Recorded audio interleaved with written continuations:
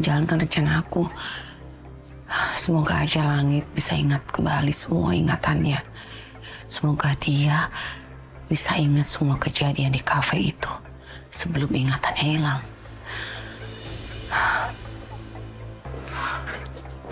Yasmin. Ibu tuh ya benar-benar gak habis pikir sama kamu. Kamu percayakan Langit sama terapis gak waras seperti dokter Putri itu. Ibu jangan ngomong sembarangan kayak gitu lah, Bu. Tapi kenyataannya dia itu main pisau. Dia tuh gak pantas jadi terapis untuk cucu ibu. Terus menurut Ibu, yang cocok siapa? Kelakuan seperti Luna? Kamu bandingin dokter gak waras itu sama Luna? Yasmin, kamu udah mulai ketularan gak waras juga. Apa Ibu lupa ya? Apa yang pernah dilakukan Luna ke Langit? Apa perlu aku ingetin lagi, Bu? Gimana dia membakar dirinya di dalam mobil waktu itu? Atau hal-hal gila lainnya yang dia lakukan hanya untuk mendapatkan perhatian dari Langit? Orang seperti itu yang Ibu inginkan untuk menjadi cucu kesayangan Ibu. Kamu berani ngomong gitu sama ibu? Hah? Luna itu menantu idaman. Harusnya kamu tuh senang. Langit mau nikahin Luna sebentar lagi. Ingat ya Yasmin, ibu ini neneknya Langit juga. Ibu mau yang terbaik untuk Langit. Sekarang Langit sudah dapetin calon istri dan mertua yang kaya raya, yang sederajat sama keluarga kita. Terus kurang apa lagi Yasmin? Ibu, Yasmin ngerti banget. Ibu pasti pengen yang terbaik buat cucunya. Begitu juga Mas Dafa. Dia pasti menginginkan yang terbaik juga buat Langit sebagai ayahnya. Tapi Ibu jangan lupa, di sini aku yang ibunya. Aku ibunya Langit, Bu. Aku yang tahu betul apa yang dibutuhkan anakku. Aku yang mengandung dia selama 9 bulan. Aku yang melahirkan dia. Aku yang paling paham tentang anakku, Bu. Jadi tolong, Bu. Aku gak mau kalau Langit itu menikah dengan siapapun selama ingatannya belum pulih kembali. Jadi tolong, aku harap suatu saat nanti Ibu akan mengerti apa yang aku lakukan ini untuk kebaikan anakku. Assalamualaikum. Yasmin, ibu belum selesai ngomongnya Yasmin. Dengerin dulu Yasmin. Ada benda ya si Yasmin ini makin kesini makin berani nentang ibu. Ini lagi nih. Siapa sih dari tadi telepon terus? Halo? Siapa ini? Saya yang pernah bantu ibu pegang rahasia cucu ibu. Kamu jangan asal ngomong ya. Siapa kamu? Ibu perlu saya ingatkan ya. Dulu itu ibu pernah bayar saya untuk ngurusin hasil darah cucu ibu. Kamu OB yang ada di rumah sakit? Hah? Ngapain kamu telepon saya lagi? Urusan kita kan udah selesai. Dulu memang sudah selesai, Bu. Tapi saya butuh duit, Bu. Itu saya seikhlasnya ibu aja. Kalau ibu nggak ikhlas, paling saya bocorin, Bu. Karena cucu ibu itu bukan darah daging Bu Yasmin.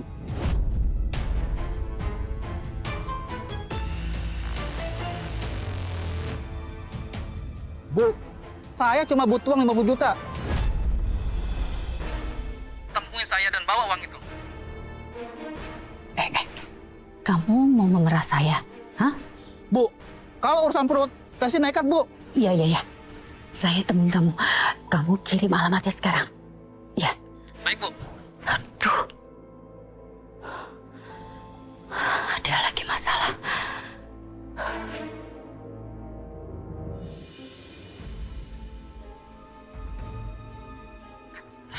Yasmin, kayaknya kita nggak bisa satu mobil deh. Soalnya takut ada yang lihat terus curiga lagi sama kita. Better kita ketemu di sana aja, oke? Iya, Kak. Semoga rencana kita bisa berhasil dan sesuai dengan keinginan kita. Aku yakin pasti berhasil kok. Ya udah, ya. Kita.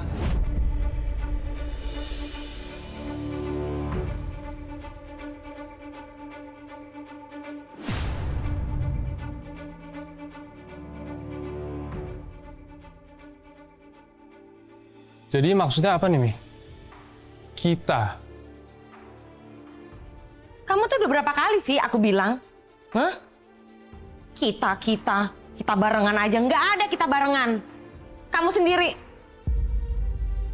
Enggak ini. Biasa dia mau ikut sama Mami. Males lah Mami ikut sama dia. Ya kan? Ya udah Mami pergi dulu ya. Mami soalnya ada urusan mau ketemu sama orang. Oke? Oke. Bye.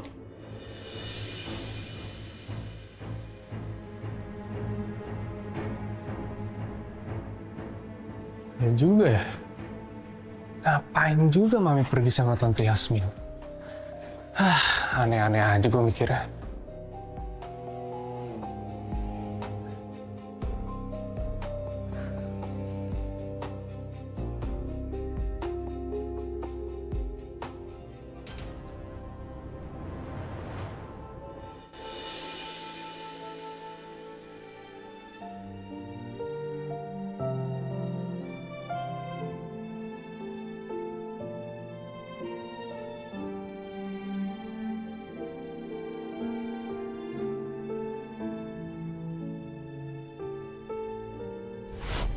Jangan pegang-pegang.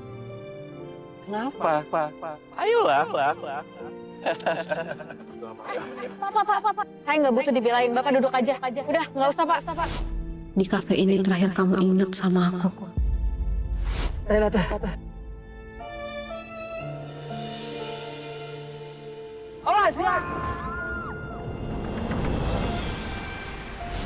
Kalau aja waktu itu kamu gak nyelamatin aku, Langit, mungkin kamu gak akan kritis. Sampai kamu harus kehilangan sebagian ingatan kamu.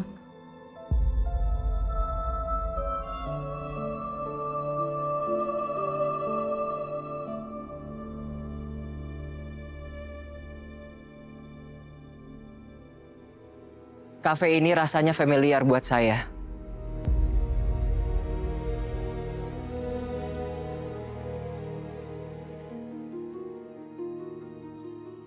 Sepertinya saya pernah ke sini.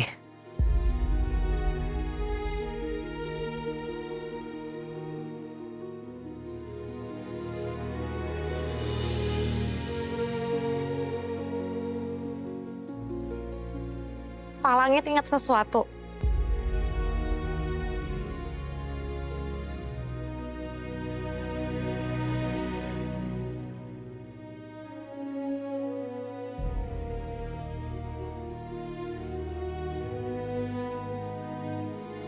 Saya nggak bisa ingat.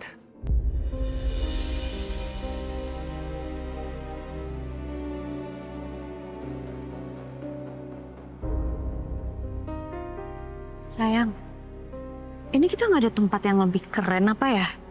Harus banget ya terapinya di sini. Memang tempat yang lebih keren itu banyak. Tapi tempat ini terakhir ingatannya Pak Langit sebelum dia masuk ke dalam rumah sakit. Karena perbuatan orang yang berbusuk hati. Kok dari cara ngomong dokter kayaknya malah Dokter Putri ya yang sakit hati. Kayak seakan-akan ada peristiwa yang pernah terjadi yang pernah terjadi sama Dokter Putri. Aduh, Renata. Seharusnya kamu jangan kepancing emosi. Mama bisa curiga soal penyamaran aku.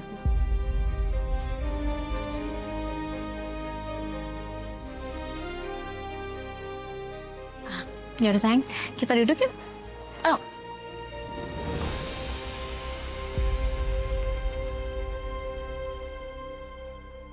Kita duduk di sana aja. Di sana tempat berawalnya penusukan Pak Langit.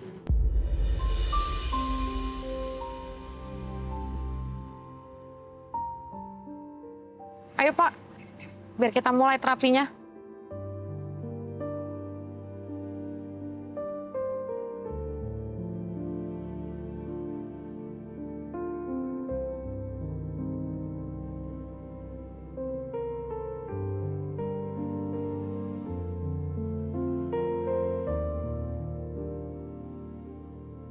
Sial, aku baru ingat.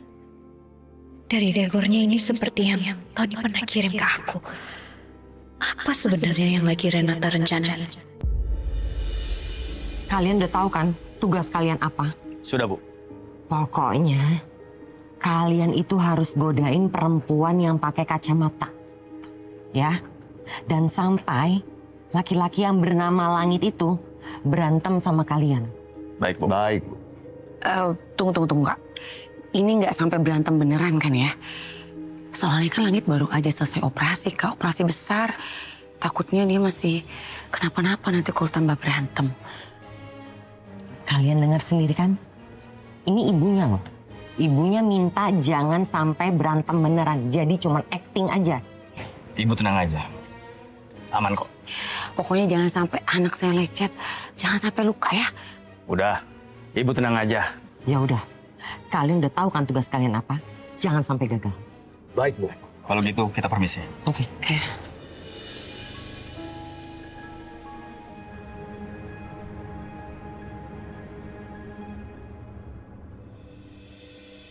Seharusnya ini bisa berhasil. Tapi kok rasanya was-was banget ya?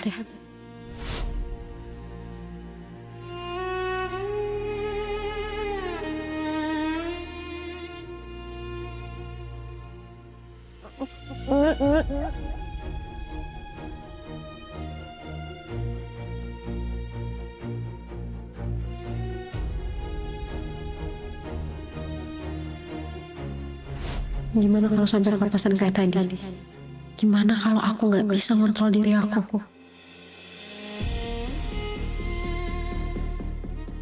Dari tadi diam terus. Mikirin apa, Dok? Enggak, saya nggak mikirin apa-apa. Saya hanya teringat sesuatu. Oke, kita langsung mulai aja terapinya ya, biar nggak kelamaan. Oh ya, Luna masih bisa duduk bareng sama kita kan?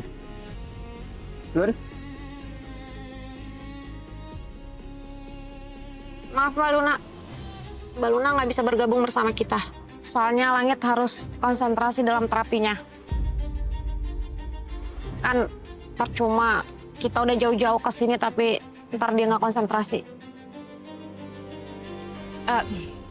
Sayang udah. Nggak apa-apa. Kamu fokus aja sama terapi kamu. Relax aja ya. Aku tunggu di sana aja.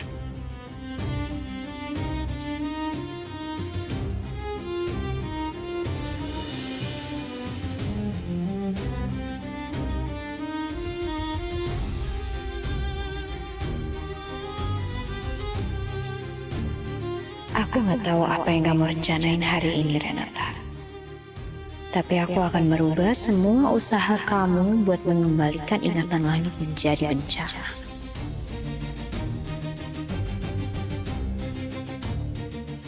Lihat aja apa yang akan terjadi habis ini, Renata. Dijamin seru.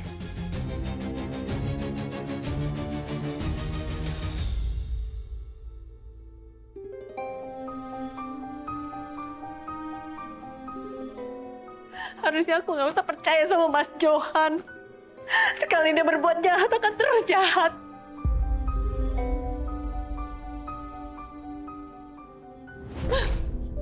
Ya Allah, Bu.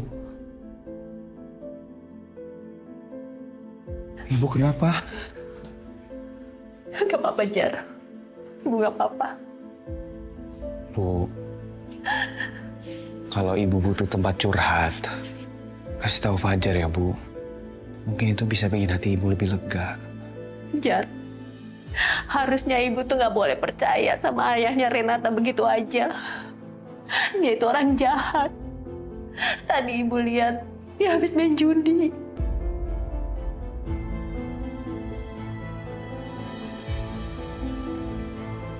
Emang sih, Bu, kalau judi emang itu adalah hal yang sangat gak baik. Tapi seenggaknya Pak Johan gak kasar kan sama Ibu dan Renata. Apanya yang gak kasar, Jar? Pak Johan itu suka KDRT.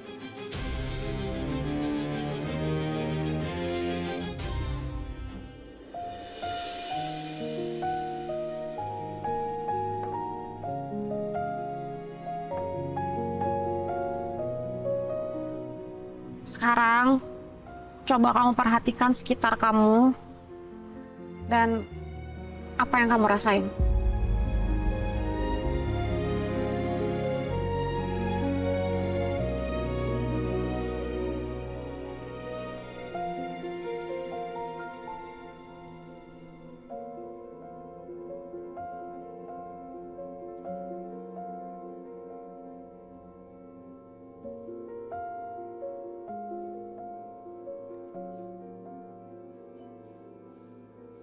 tempat ini terasa sangat familiar buat saya. Tapi saya nggak tahu rasa yang dimaksud oleh dokter itu apa. Rasa yang saya maksud itu rasa kehilangan, rasa sakit, atau rasa tidak nyaman. Atau sekarang kamu merasakan hal lain?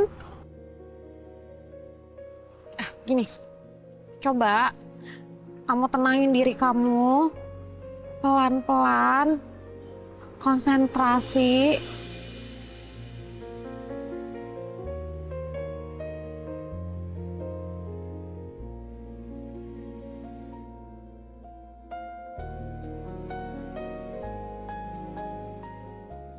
Gimana?